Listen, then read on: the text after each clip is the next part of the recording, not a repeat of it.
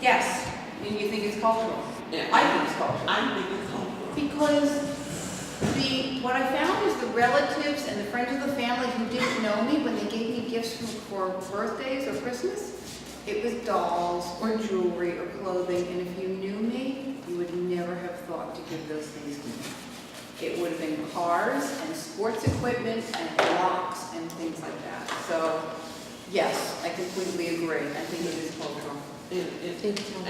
Cultural. Oh. Yes, I think it's completely cultural that they thought along the lines of this is what a little girl should Yeah. And I bought both for my daughter, but girl things and boy things. And she wound up being a software engineer. Yep. Because she had choices, and she should have picked. Yes.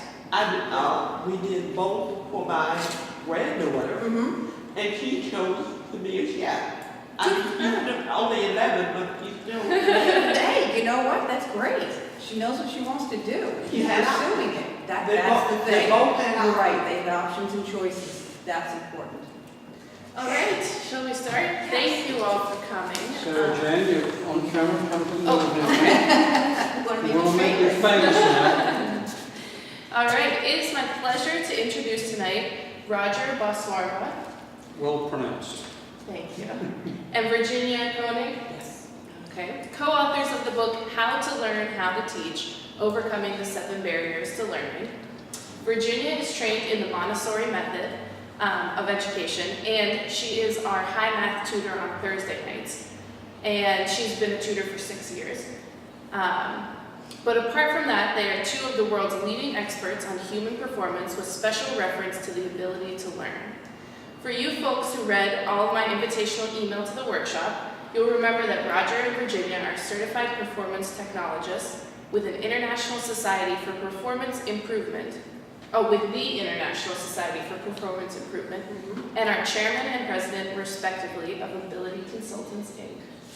And there was a fabulous photo attached to the flyer. And I need to give these out. I just realized I haven't given you your packets.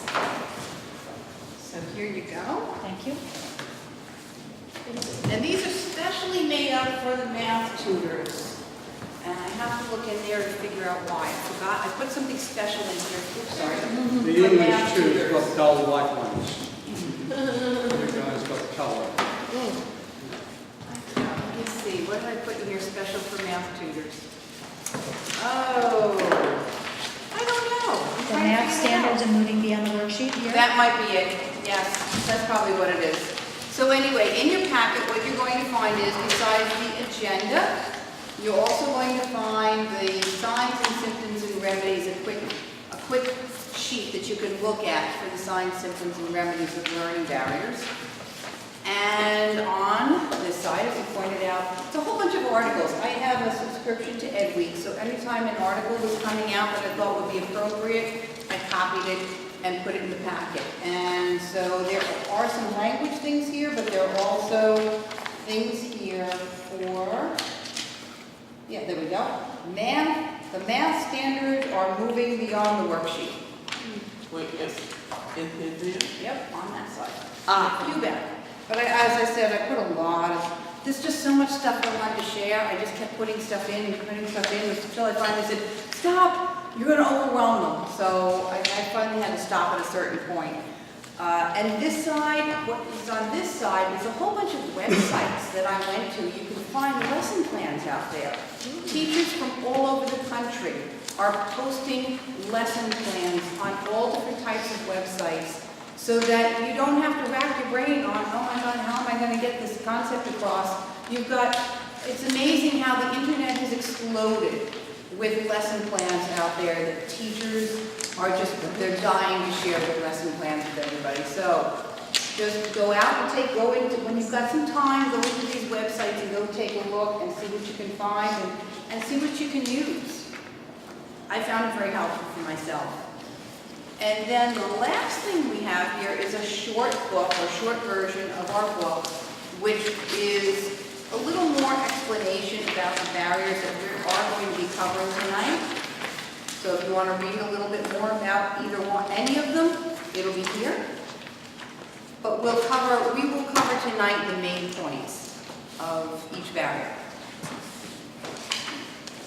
So, a little bit of housekeeping, as you see at the Happiness. We like to use these when we're doing long-distance internet coaching of others. So you guys with clever questions and clever comments, you'll be recorded for posterity if you don't mind. Anybody mind? Nobody minds, that's good. So we can press on them. Read. Okay.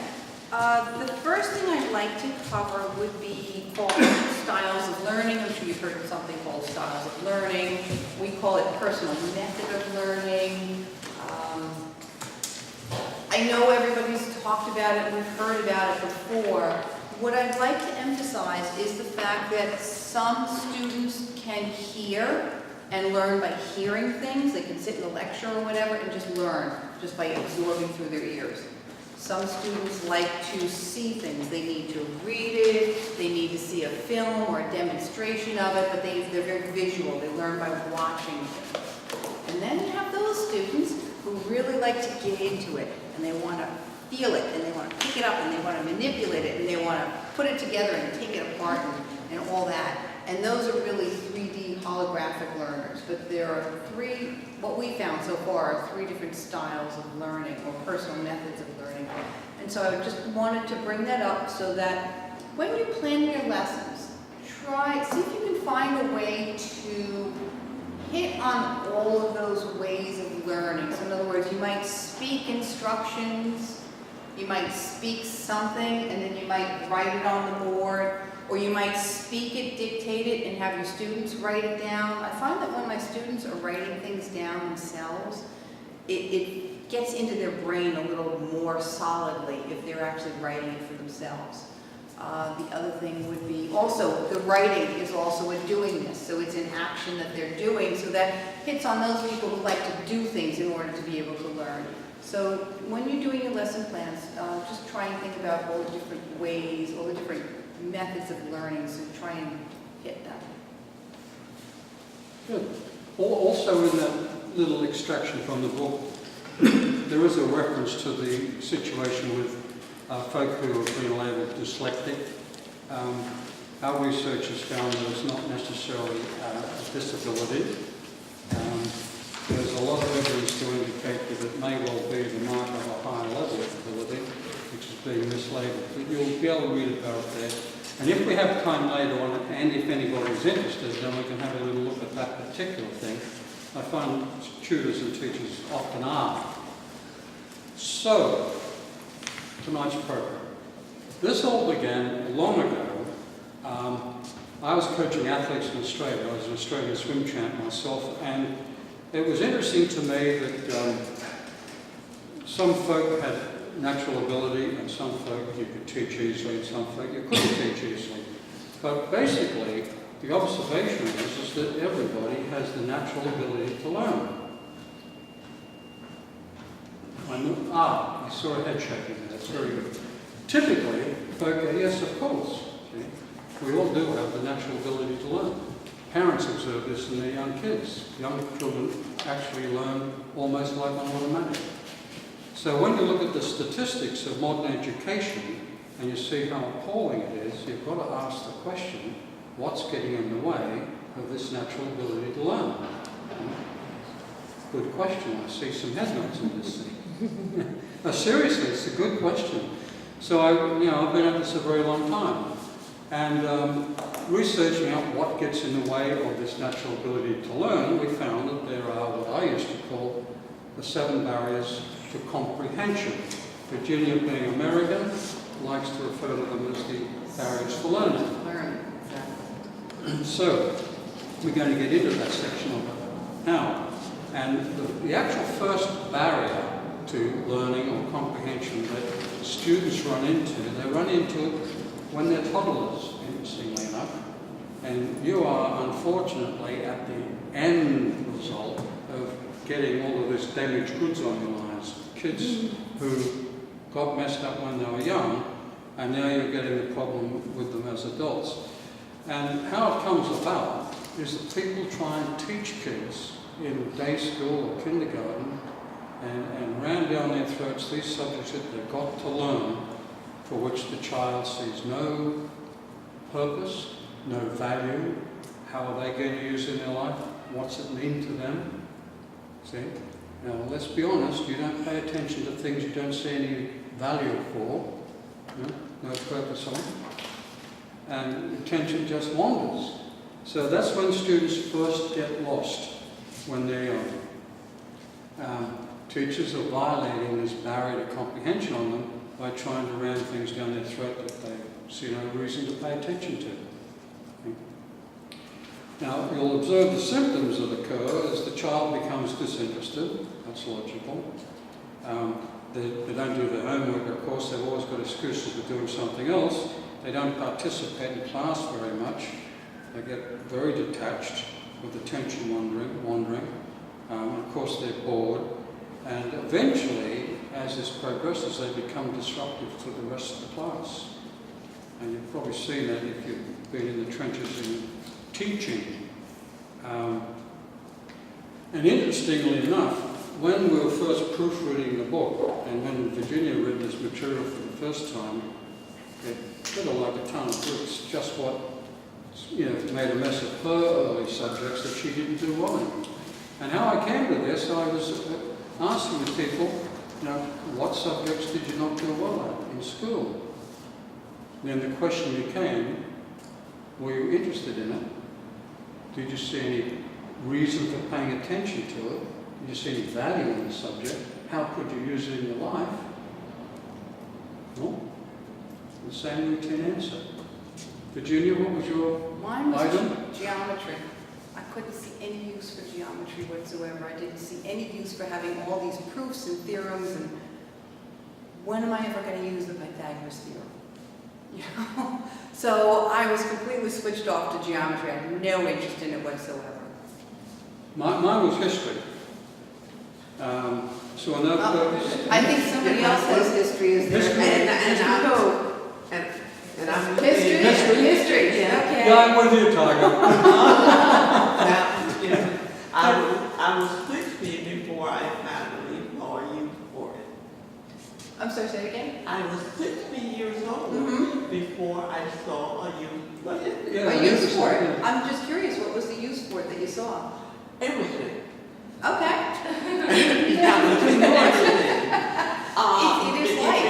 It is life. In life concentrated if you're paying attention. Yes. But, for me, my head about I'm more interested in computers, numbers, stuff like that. Okay. Yeah, I was, they blew me away, I don't know, I probably was about 8 at the time, and they wanted to ram down my throat this issue of the dates of when some stupid guy tried to walk across Australia. In 1838, whoever it was, set off to explore. He never returned. I don't know what happened to him, he just said, I'm going, I'm going to explore. I'm in Australia so long. Of course, nobody knew what was on how far and what was on the other side in those days. So they lost me there in history. Well, I'm just curious, what subjects did any of you find absolutely no use for? Anybody? Anybody want to share? It was also geometry. Geometry? But it wasn't that I didn't see a use for it. It was like something about it just panicked me. I just felt that looked at all these things and couldn't grasp it. But I was good at math, so just go figure, Interesting. Okay. Yeah. All right. Anybody else? I have to warn you, everybody has to share something tonight. Okay? It doesn't matter when, but you got to share something tonight. They don't know we're going to be involved in an exercise. We punish you with some doing. So anyway, the remedy is obvious. When you introduce a new subject, what you need to do is reduce or draw forth from or ask the child, student, what value do you see for this subject? How can you see, it would interest you, the use you can put it to in your life, how would you use it in life? And let them know the purpose behind why you introduce and teach the subject. You've got to create some value of the subject. Then they'll begin to pay attention. But with your adult students, you know, they've all got the purpose, they're all, you know, here wanting to learn, but you're trying to teach them at the top of this that's gone out. And one of the things we find, and I found with adults, is you can actually indicate to them, you know, what screwed up their education and why it was that they flunked out of school and they're not dumb. Somebody screwed them up, you know, because they do have the ability. In fact, in the handout we gave, the little part from the book, there is a little exercise, you'll get to read it later on, whereby you can recover for students their certainty of their ability to learn. It's that important. And just one other point is that I know a lot of students are here and they're here to learn because they want to pass a test. That might be their purpose, to pass the test. But there's got to be something else beyond just passing the test. Like how do you use, well, fractions, multiplication, division? How do you use it in your life every day, kind of thing. So. Next. Okay. So next we're going to terrorize you with an exercise. And I won't tell you just yet, the first time I ran this, I'm going to give you the abbreviated version of it.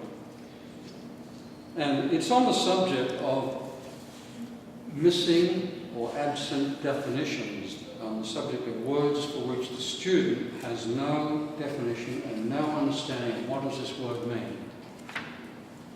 And there is a very important statement I'm going to make, and we're going to demonstrate it to be true to you, and that is, in the presence of non-comprehended words or terms or symbols, a person goes mentally blank and cannot act, cannot perform. It's a big statement. Big statement, eh? It's an important statement. And we're going to actually have you experience this, the truth of it. You all game? Okay, now before you start, I just want to preface this by saying that we are picking an unusual word because you're all literate groups, so we had to find an unusual word that you probably would not know. I'm not sure you wouldn't know. Right, so it's not something your students would necessarily run into, but it's an unusual word so that you'll be able to feel the effects of what your students might feel when they run into something that they have no idea what it means. Okay? The drill. We're going to pair you up. You two, and you two, and you two, and you two, or you two. Or you three. One of you guys thinks you'll sit there, have done it before. So you two, and you two.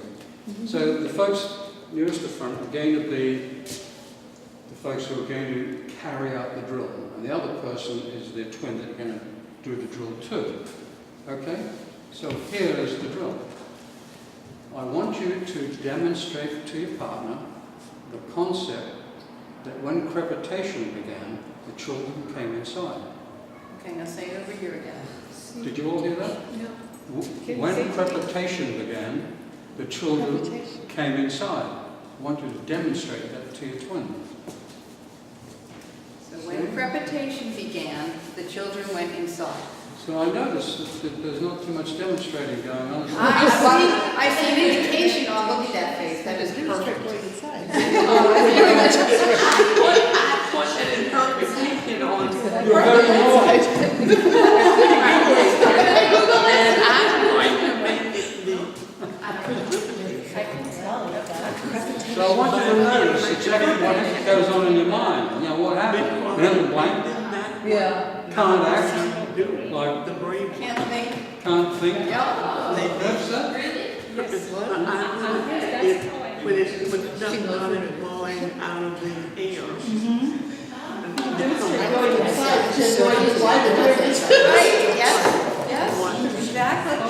It may not be accurate, but I want the song go for it anyway. Okay. Do you? Coming out of the air. You okay? Okay. We all suffered enough on that one? Okay, do we have, was she close? Very close. She was very close. I think. What did you come up with? I'm curious. No. Oh, okay. Richard, Sorry. no. All right. Okay, now I'm going to clear the mind fog for you. Okay. This is the important part now, and I want you to notice how different you feel. The word crepitation means the clicking sounds that occur at sunset when all the insects go chirp, chirp, chirp. That's why I said we picked an unusual word. So when the insects started chirping, the children went inside. Now, I noticed that you wanted to do an interpretation and invent a definition. Oh yeah, I You're admit very it. naughty. Because that's what I discovered that some people do, the ones who do Yes. not die. And you know what happens? They often pick the wrong one, as I You did. got it. And what happens, they actually sabotage. Then from there, the next thing is wrong, and it continues wrong. Right. Yes, absolutely. Exactly right. Yeah. And we write about it, you'll find it in the little book there, that the big error is people sort of trying to figure out what it means from the context. Invariably, even if they might get one of the right definitions, they'll probably miss the correct one. But usually they have an invented wrong definition, and I'll tell you the catastrophe that produces in a second. We're dealing with non-comprehensions at the moment. So I'm going to actually have the twins reverse flow now. The other guy is going to do the drill to the other, because I want you all to experience this. So you now have to demonstrate the concept that when crepuscle occurred, the children had to come inside. Say the word again. Crepuscle. But you're not using instruments. If you speak French or Latin, you might know what that means. I have no idea. You're very bright. You'll stay sane. When the darkness comes in the evening. Dawn.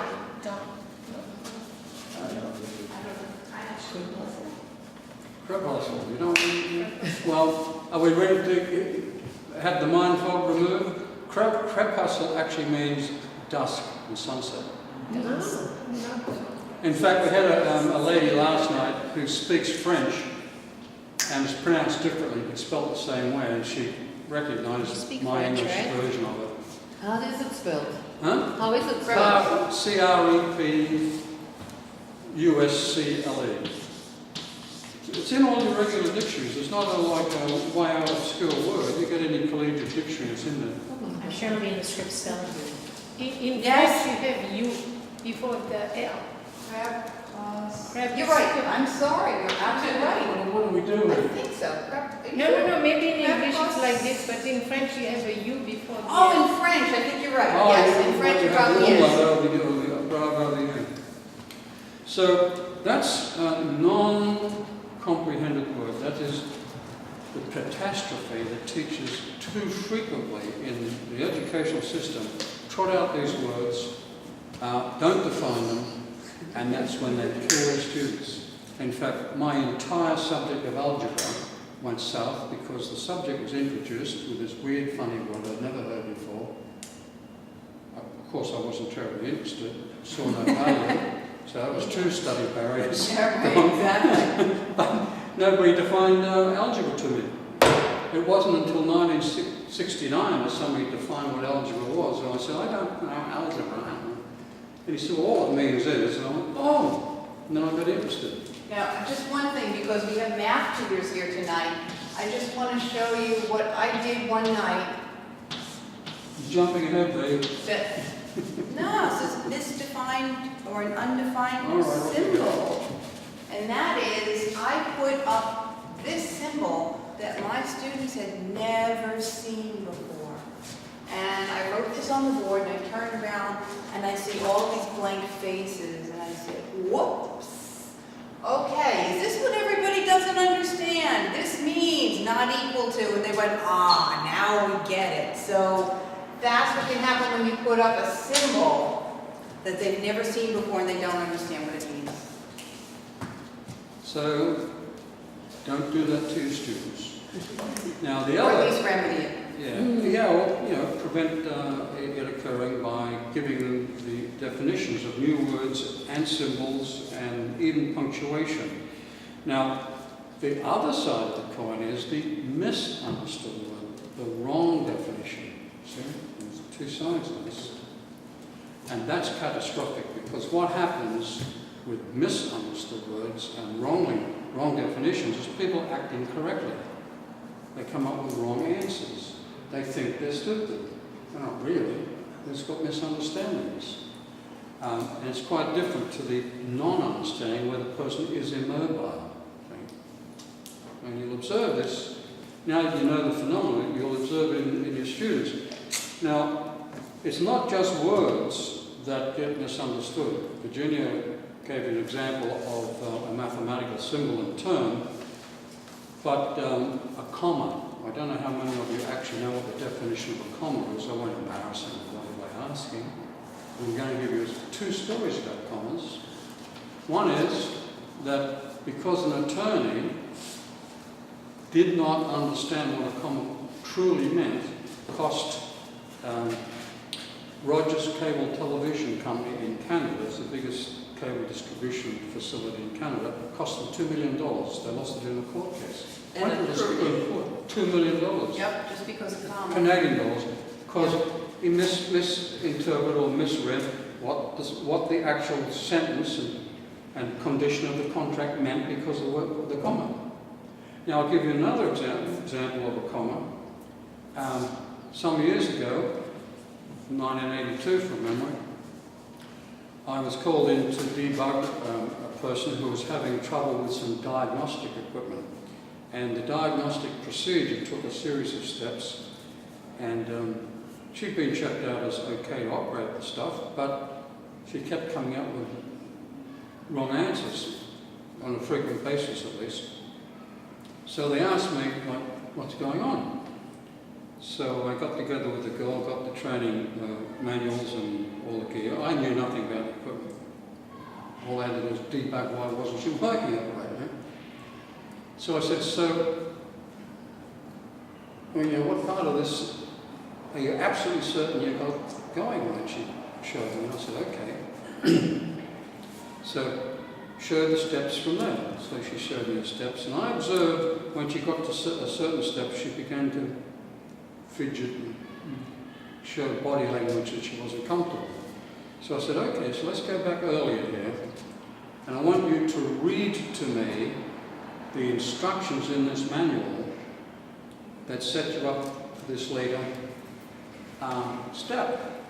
And as she was reading the instructions in the manual, she went past every comma as though it wasn't there. Now, the English teachers all nod their head on that because they know that when people read things and there's a comma, you change your intonation of your voice and you actually express the comma that's in the sentence. You slow down. Huh? You slow down. Yeah. You slow down a half a flow and a period in the full flow. Yeah. So I said, and I pointed to her, I said, okay, so what's the definition of comma? And I pointed to the comma. She said, it means and. Well, it doesn't. Big misunderstood. I said, so where'd you get that? And she said, well, my teacher told me that when she was about 7 or 8 or 9 or whatever it was. So I said, okay, dictionary. I used to carry a dictionary with me. And we defined the comma in the dictionary. Well, she wept because she thought she was done. It almost spoiled her career. And the point is that every time that she read a sentence, she misunderstood what was being conveyed because she kept doubling in and instead of change of thought or the introduction of a new idea. And it really screwed her up. So it's that important. So make sure when you're dealing with your students, you define all these symbols, punctuation as well. Took me a long time to figure out what's a period in mathematics? It's multiplication, isn't it? In advanced maths? Yes, it does, because don't you put the I dot in? Took me Yeah, ages. it's not really a period because it's in the middle instead of the Yeah. Oh, yeah, It's in the middle. In the middle. In the yeah. middle, yeah. Yeah. But the decimal Not point was when I choose it. Yeah, You that's always right. have to emphasize if it's up, Yeah, if it's multiplication, and if it's down. yep, And if you're a sloppy writer, you have to yep, adjust when you're dealing with students, vocabulary. you're absolutely right. Yep. So that's the importance of it. So there's those 2 points there. So what you'll observe here is people unable to act. That's no definition. Absent understanding of what does the word mean. They can't perform. With a misunderstanding, they'll act incorrectly. You'll spot it. Now the other thing that goes on is that students will tend to get very drowsy on you. They will yawn. We had that. You see a lot of that? Okay. Well, that's what happens when they don't comprehend something. They just dope off on you. They will yawn. People read themselves asleep because all they're doing is going past words they don't really fully understand. It's a crazy thing to watch. So they suffer mind fog, and if you're a student, you'll actually see it on them. I mean, it's hilarious when we run these drills up here, and we look at people's faces doing these drills. What about people who have a different understanding? They do understand a word that sounds like what they're looking at, but it's not the same definition as other people have for the same word. So it's a, Well, the trick is just use a dictionary and make the dictionary the authority. Well, that doesn't work in math though, because things like range and mean have a different mathematical meaning than you Yeah. can find in a dictionary. So it's a little trickier, I think, when you're teaching math. I'm curious because I've actually on several occasions pulled out the dictionary in our classroom and looked up mathematical terms. And I found the, what is it, the commutative property and the associative property actually defined in the dictionary. Right, because that's their only meaning is a mathematical meaning. Okay. The So in words other- mean, M-E-A-N, Yeah, is not, means something mathematically and would Right. mean something else in the dictionary. and it's not in the dictionary. Oh, I'm sure it is, but it's going to be like the 7th definition in the dictionary, not the first one. Right, but it. That's all I'm trying to say Oh, is, okay. it's just a little harder to use the dictionary Yes, it for is. mathematical terms, that's all I'm saying. It can be, it can be. With beginning students, I mean, true story, one of my clients for other services, he was an adult, sort of in his late 40s, and he was having some difficulties on the job, so I said, hey, you know the material in our book, use it, use a dictionary, defining words. And he sort of hummed and hawed, and I said, listen, when you go past words that you don't have a full comprehension of, you go mentally blank. That's unconsciousness. And if you want to render yourself a walking piece of unconsciousness, just keep doing that. And he got the message. So what he then did, his son was 10 at the time, he asked his son, who had come home from school, and was fiddling with some books that he had, and He asked Brian. Anthony says to his son Brian, are there any words in that, Brian, that you don't know the meaning of? And Brian said, well, that. And this is a book he'd had from school. So Dad said, my God. He realised the importance of this, so they went off to Barnes & Noble to buy him a kid's dictionary. So Brian was able to buy or select his own kid's dictionary. He sat down on the floor of Barnes & Noble and said, wow, look at these words. Terrific. So next day he takes off to school with the book, and he's got this great prize in the class, and he's teaching all the kids words, and they're having a great time finding out these words. And the next night, Anthony checks in on his son, and here's the son sitting up there reading the dictionary for pleasure, and says to Dad, this is great, Dad, this is fantastic, so I've got to take the money out of my bank account and buy a dictionary for every kid in the class. That's how you can switch them on. However, a full-fledged collegiate dictionary is one of the most difficult things in the world to read. I can't agree with you more. Because you open it up, you have a word, and then you have an IPA spelling.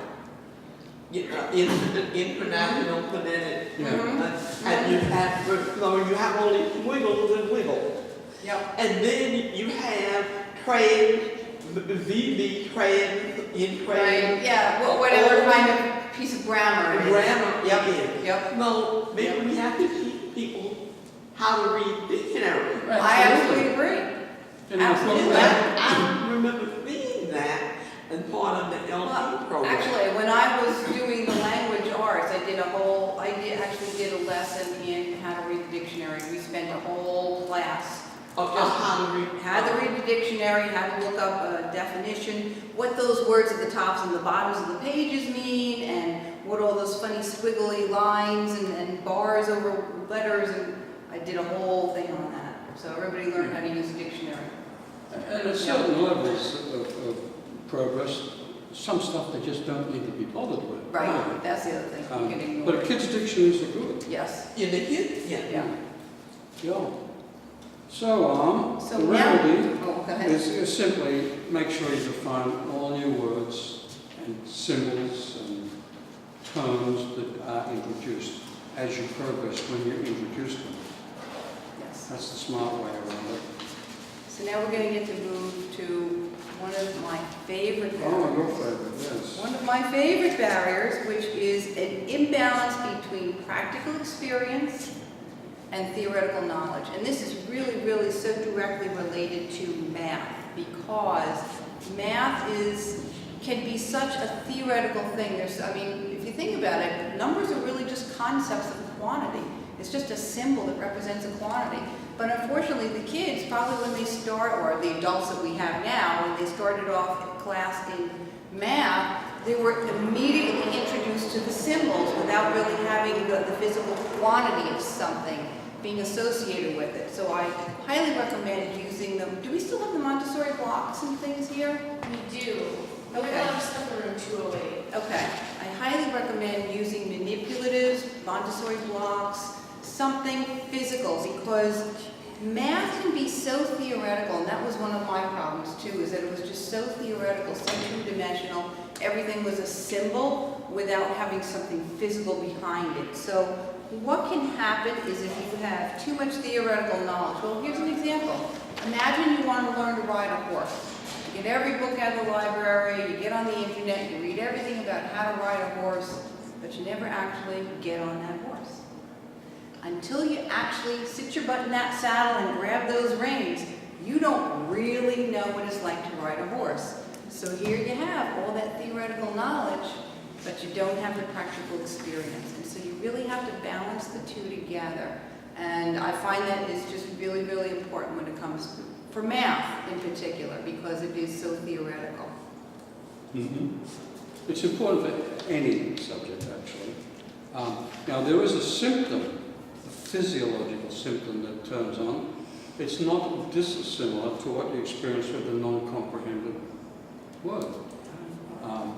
In the presence of an imbalance of the physicality of something and the theory or significance of it, you can get a little spinning, an empty in the stomach. It's like, ooh, just lose control of all the bits and pieces up here.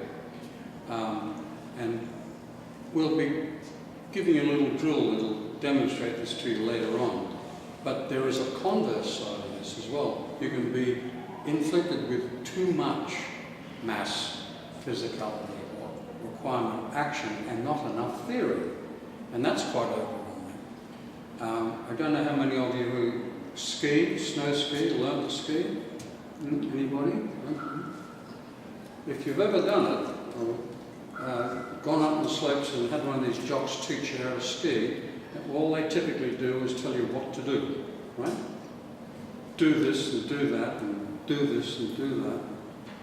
And they don't tell you the key ingredient that it's all about is why does a ski turn? Do you know why a ski turns? Because there's more weight on that There's ski. theory on it, huh? Because there's more weight on that ski? No, that's how you do it.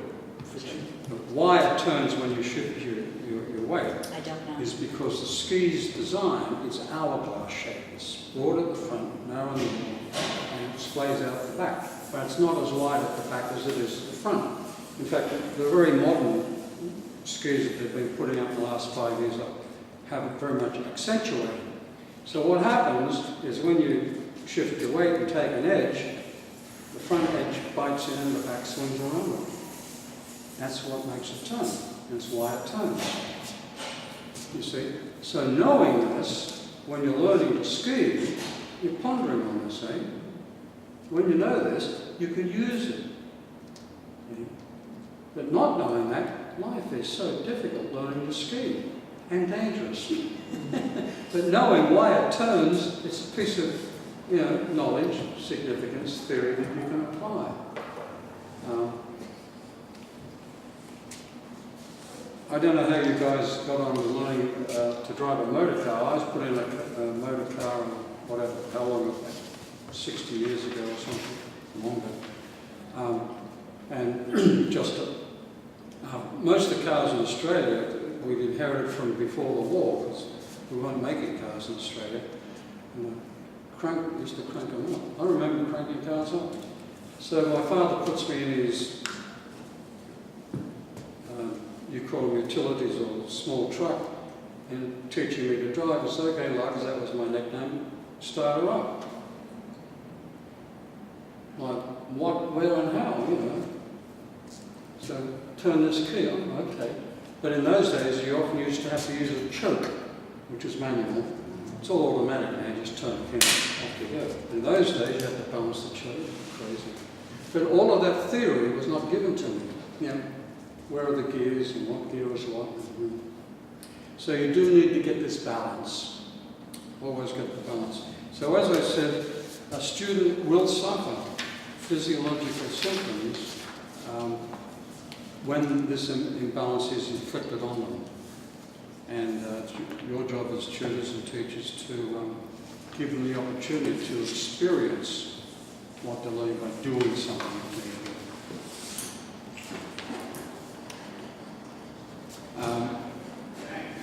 Now, one of the other things that can be done is, I had you do a demonstration earlier.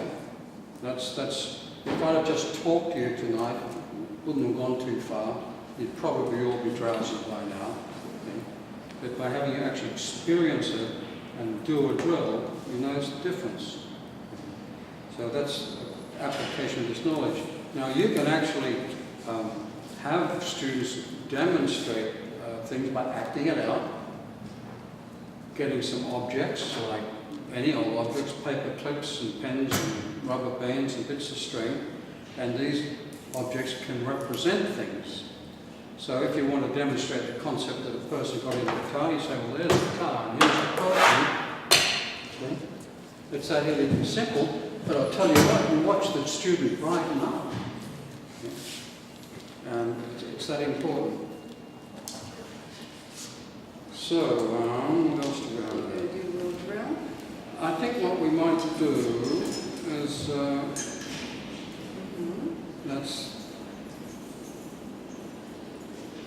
we're going to do a drill here, which covers this one and the next barrier to comprehension. All arm with pencil and paper? But you can't use it right away. Yeah. Just making sure they got it when they desperately need it, because there will be desperation in it at one stage. Now, these are math tutors, so I expect brilliance from you, Oh, as dear. opposed to the language tutors last night. Yeah, actually got some surprises last night. So here's the drill. This is a total mental exercise at this stage again, and what I'm wanting you to actually experience is what happens on the barrier we just discussed and the one we're going to discuss, which is skipping a gradient, too steep a gradient, too much increased need of control and knowledge type stuff. But I'll explain that later. So the drill is this. In your mind, and no writing it up in the air with your finger, in your mind I want you to carry out these mathematical functions.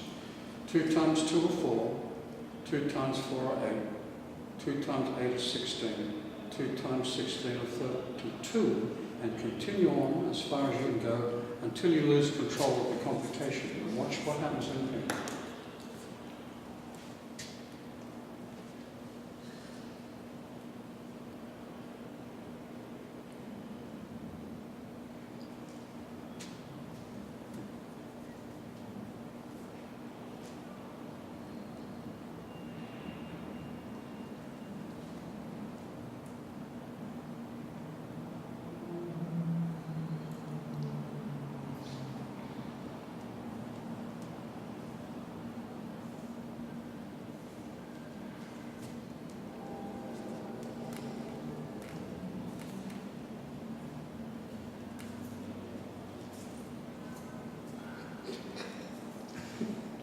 I lost it. What? I lost it. I got to a certain point and I suddenly Oh, realized. you lost it? I lost it. You lost it? Yeah. I didn't even try, right? So now Okay. I know my problems. Well, I got up to 2,000 and whatever. What did somebody else, how far did you get? 409. Oh, good for you. But I cheated because in computers. computers. We count the Yeah, exactly. in Bible. Oh, okay. Yeah. Okay. Yeah. Well, that's not cheating, you're just very good at it, that's all. right? No, you remember it because. Okay. TP6 is 512, 512. Yes,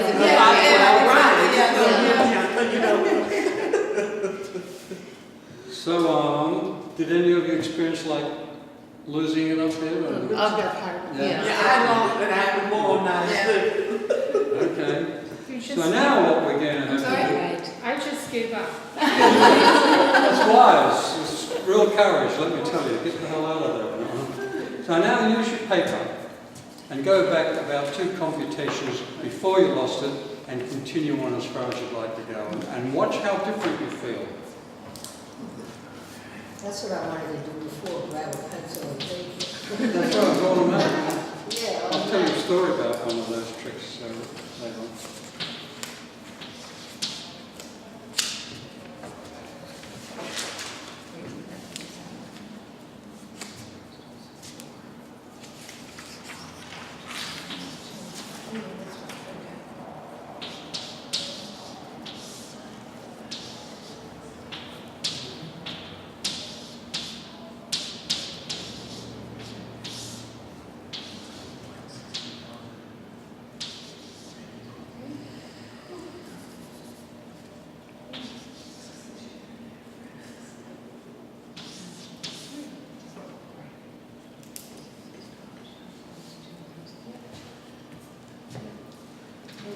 Okay, are we all happy with how you're feeling now? You notice a difference? Better.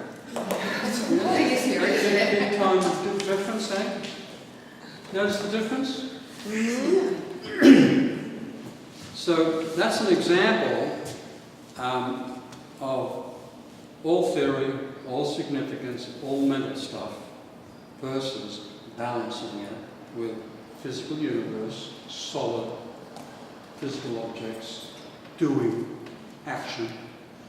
Now it's also an experience of going too far, too fast, of losing control of things by bypassing what we call bypassing a gradient, which is the next barrier to comprehension.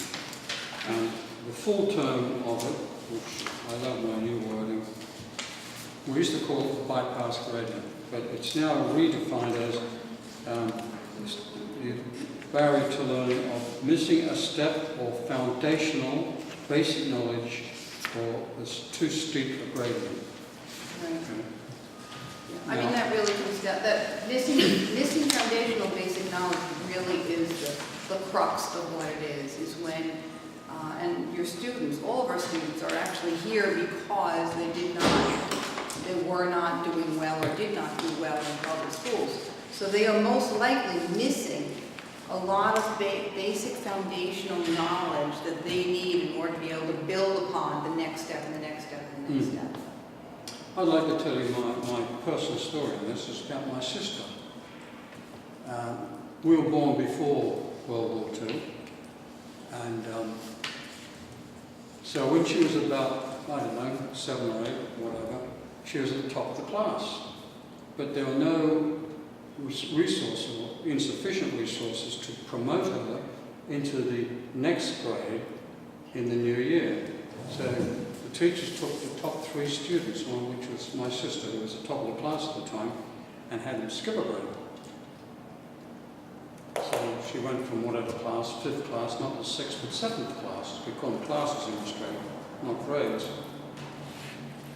And so in this higher grade, which she wasn't ready for, she literally cascaded from being the ace to the dunce. And couldn't hack it at all.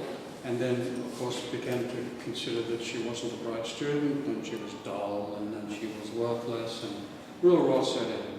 And it really spoiled her life. And in those days, we're talking in the 40s, early 40s,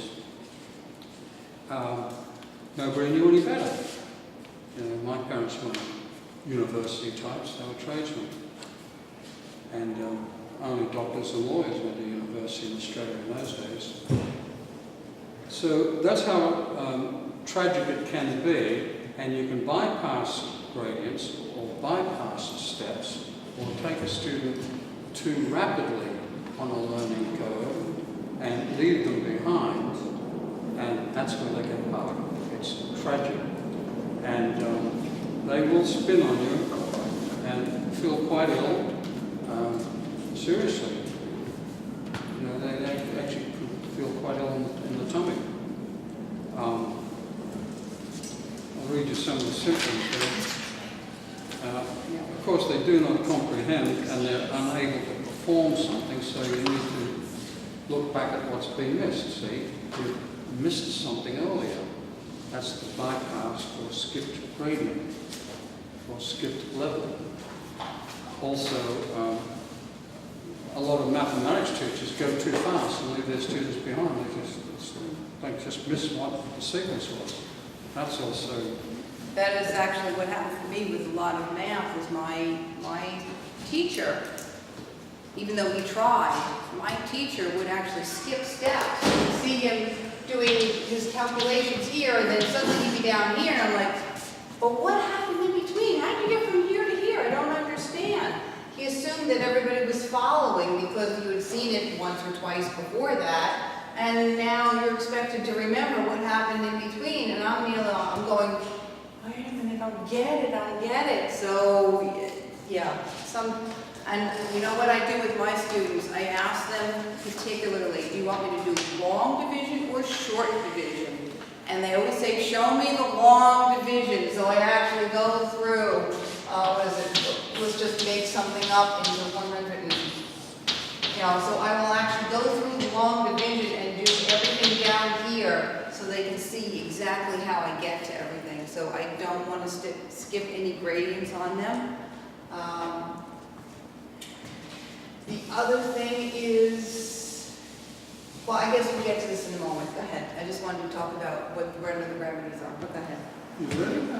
Okay. One of the remedies, if you're doing something, you're going from here to here, you're taking a step, you're doing some kind of a calculation or an equation, and it goes, let's say it's a multi-step problem. Like right now, my students and I, we're doing word problems. We're going to do word problems till they cry out and say, no more word problems, because they really have to drill their word problems.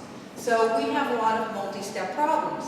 So we will start here, we'll do this step, and this step, and this step, and this step, and then right in here I may have a student who, if I turn around and look at them, see that's the thing, is you also have to really look at your students' faces, because you'll probably be able to read exactly what's going on in their heads by looking at their faces. They'll be willing to let you, they'll be telling it through their face. And so take a look at their faces, and if you start seeing all of these blank looks or these confused looks where they're going, ah, kind of thing, this may be what they think they're having problems with, but this is actually not where the problem is.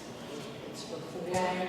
It's before. It's at least 2 steps before, because this is the foundational knowledge that they were not getting, that when they finally got to here, they go like, I don't get it. It finally hits them, they don't get it. So what I usually do is I will go back to there, at least go back at least 2 steps and start there and go through it slowly and ask them, okay, do you see how I got from here to here? Do you see how I got from here to here?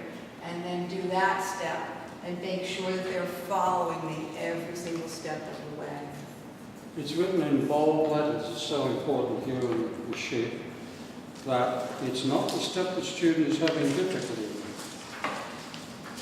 I want to take out a hot branding iron and brand this one. It's not the step that the student is having difficulty with, it's actually an earlier needed basic foundational knowledge or step they didn't get or didn't sufficiently learn. You've got to go earlier and get what went out. Right. That's the key to this bypass grading. And because we have the students that we have, because they are here, means that they really did not get this foundational knowledge Yeah. when they were in public school, so it really is important for us to, I don't want to say hammer it into them, but to really give it to them so they have it to build on. I mean, there is merit in the idea of, I don't know how advanced your students are already, but there's merit in the idea that when you're beginning with them newly is finding out from them, where they lost it at school, what do you remember that you do understand from school, and then clean it all up from there on. Because trying to educate people over the top of the damage that these barriers have inflicted, it's tough. Yeah, I mean, they really do need rescuing on that. yeah. What about mixed level classes, where you have people in one room who may even only be different from one another by 2 years on the average?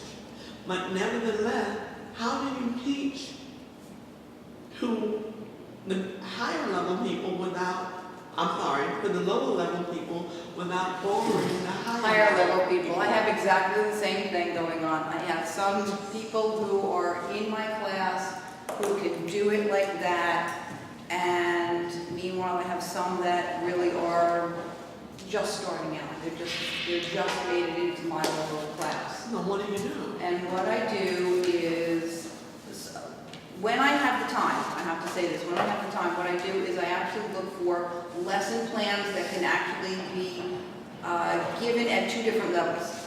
So in other words, I might have something that would be at a lower level for the lower level students, but I would give the other ones, usually the upper level students, you give them something and they can go off and do it on their own.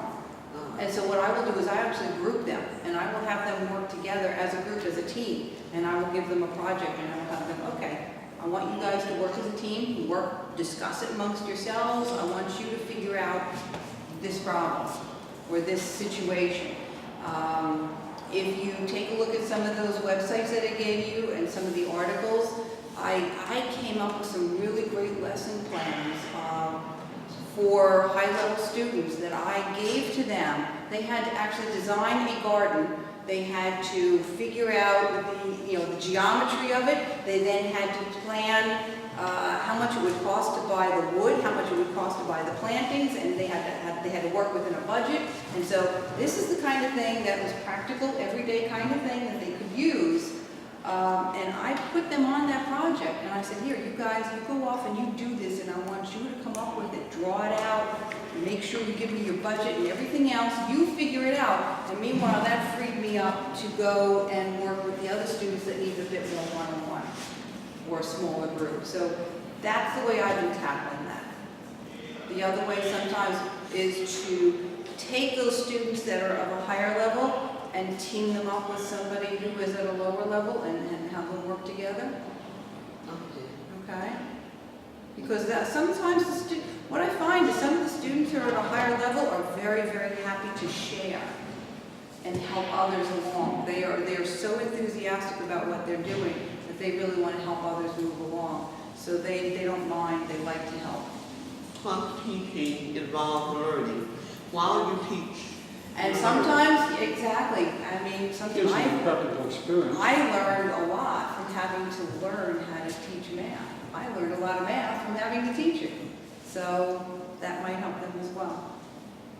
And Twilight, did you also have a suggestion? Oh, no, I was just thinking, we had even a new student tonight, and that's another issue. A new student comes in, and you've been working for 2 or 3 weeks on some particular topic, reviewing and moving step by step through things, and then the new student comes in, and they don't have any of that back knowledge. Yes. Because they haven't been in your class for the last few weeks. Right. So then you end up with situations like that where you've got to find some way to bring the new student up to speed without losing the interest of all your other students who've already done all that pre-work. Yeah. So Well, we're that's supposed to very be different. moving to the semester. So I'm hopeful that we're going to move to the semester system and we will have less of that happen. Yes. But it's still Where they're all gonna coming along. Same page. Because they don't show up every week. Yeah, Well, then that's their own fault. It's still gonna That's happen. their own fault. No, because then they're not gonna have the foundational piece and they're never gonna be able to come in, so you have to come up with a way to review it. But the way we do it is the students that work here will say, okay,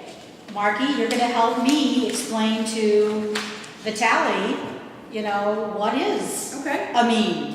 You great. still have to do the Great. split lessons, you still, yeah, Absolutely. to some degree. And also, Yeah, that if you just do something once, that's never enough. Oh, gosh, no. You know? No, True, no. true. I remember starting, as you said, working 2 or 3 weeks, one particular section of something, one particular subject. A new student comes in, or we have a break, and then a new student comes in. And then I say, okay, guys, do you mind if we go back and start from the beginning? And they all say, no, that's okay, we can start over again. So I guess you're right. Sometimes it isn't such a bad thing to start over from the beginning because it helps build that foundational knowledge for those who have been there for a while. One of the things that Virginia has found very successful is she's set in place with the students the rule that it's okay not only to be dull, but to ask questions and say, I didn't get it, I don't get it, give it to me again. Because I know when I was at school, that's the last thing you would want to do. And it was, you know, Raise your hand. and then the teachers ridiculed you for doing it anyway. So we all, I gave up on it all. By the time I was 14, I wanted out.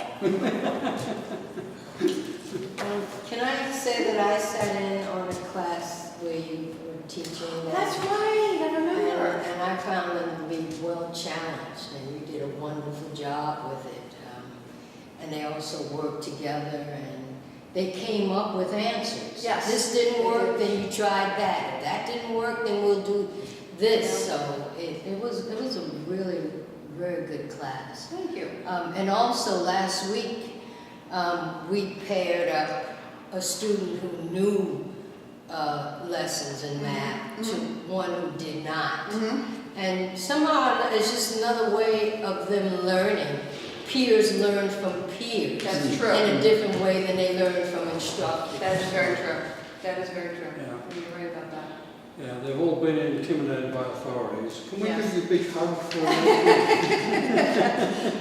Yeah, see, that actually is one thing, I don't want to be the font of their knowledge. I don't want them to look at me as if I've got all the answers.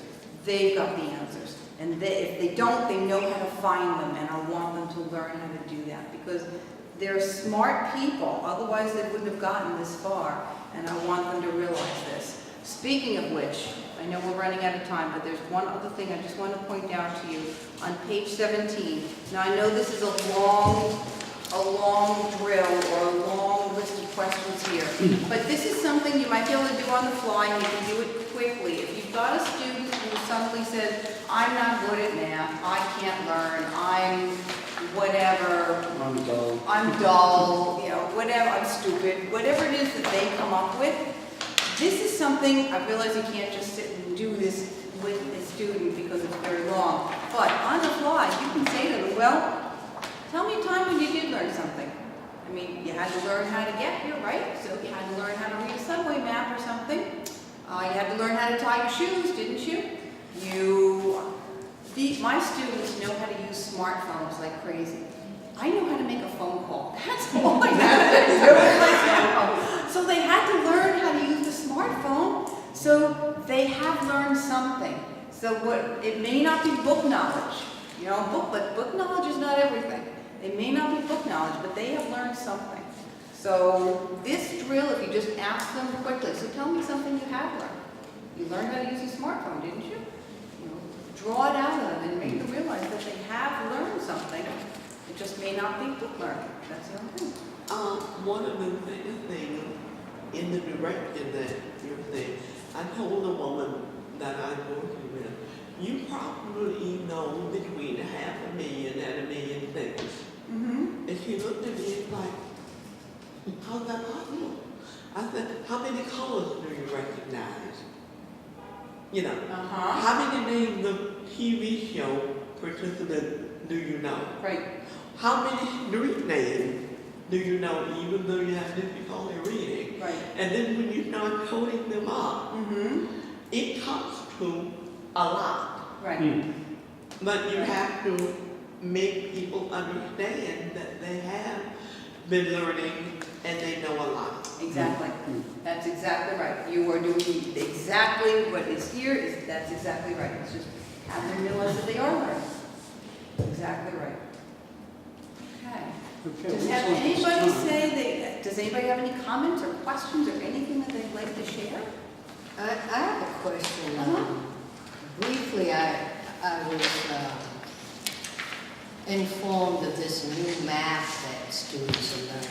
I think they're coming in on the first, even at kindergarten now, or second grade, there's a new math that's being taught. Does anyone know about that? They went to new math, and then they went back to traditional, and then they go to new math, and then they go back. to Are you talking about traditional. maybe Common Core? Or Core Common, I don't know. I'm thinking the only new math that I'm aware of is the Common Core standards that are coming out. Yeah, that's probably what it is. You know what, but- if you were to look through some of these websites, you'll find that there are lesson plans there. Okay. It's really, what they're emphasizing with Common Core is not so much that you can do mathematical equations. I mean, that's important because you need that. If you don't know your times tables, if you don't know addition, you can't go anywhere. You've got to know that. That's basic foundational knowledge. But what they're emphasizing with the core common standards is to be able to think with it. Okay, so now I know what 4 times 4 is, but what do I do with it? And that's, so they're really focusing on word problems, that kind of thing, like how do I now use this? Okay, so now I can measure this wall and figure out how much paint I need to buy. But they're getting it in earlier grades Yes, now. yes, That's what, Yes, okay. they're actually starting in kindergarten. Kindergarten. Yep. Okay. Yeah, so they're having them, as they're saying, they want them to start thinking more, the word strategic Conceptually? comes to mind, but yeah, to analyze it more and not just know the rote answer of a mathematical equation, but now what do I do with it kind of thing. But what does that mean for the math, the way we're teaching now, the students now? What does that mean for them tomorrow? You know, I don't, you know what I mean? Do you put word problems into anything you do? Do you apply, I mean, we do have to have the basic foundational understanding of the times tables and addition and all that, Okay. but do you do anything beyond that? Do you do word problems? Do you We're apply starting something? now. We're Okay. starting now with the word. Then that's really what it means. It means now you need to apply, now you're going to learn to apply the knowledge. Okay. Right, and we spent a while before, right before you came, Sheila, doing, we were working on graphs and we were using streets as a way to practice plotting different points. And that was how we were trying to apply it to our students. You know, they know this stuff, they know which is the fastest way to get to the subway. Right. But looking at it on a graph was our connection. Okay. What about Mm-hmm. dealing with situations when people have felt pain because they ran into a roadblock before, and then we're presenting something that's related to that roadblock from 30 years ago? Do you want to take that one? What was that one? I have, If anybody needs I to have speak, please feel calls, free. Someone ran into a roadblock 30 years ago. Yeah. It may have been one that tipped them over, tipped them off. And now you're presenting the same thing to them again, and they have all of these inhibitions and blocks in place. How do you get around You're talking about learning blocks here now. that? Yeah. Yeah. It'll be in there. What you would do is you'd go back and have them describe what was going on, what they were doing, and what the teacher was doing, what they were being taught. And then you will have to debug which of these barriers went up and say to them, okay, so, you know, did they explain the value of the subject? So that's one thing. Did you understand all the words that were being used? Then you just literally run an assessment across those barriers. Okay. And what will come up is, well, I didn't know what they were talking about. I didn't understand the words. You got what went out, what blocked them at that point. Well, what about the emotion part that goes with it? Yeah, well, all that can come undone when they get into the block. It's that red thing. Yeah. Huh? Somebody was just flashing a red light from the building across the street. Oh. A red light or a laser? Laser, A actually. laser. Mm. Yeah. Okay. Yeah. Put your email on the board. in Oh, case yes, I'm sorry. you have questions. Yep, just in case. Follow-up questions or. So you're all wonderful, and a lot of fun. It's good to see all those funny faces you were pulling during the exercises.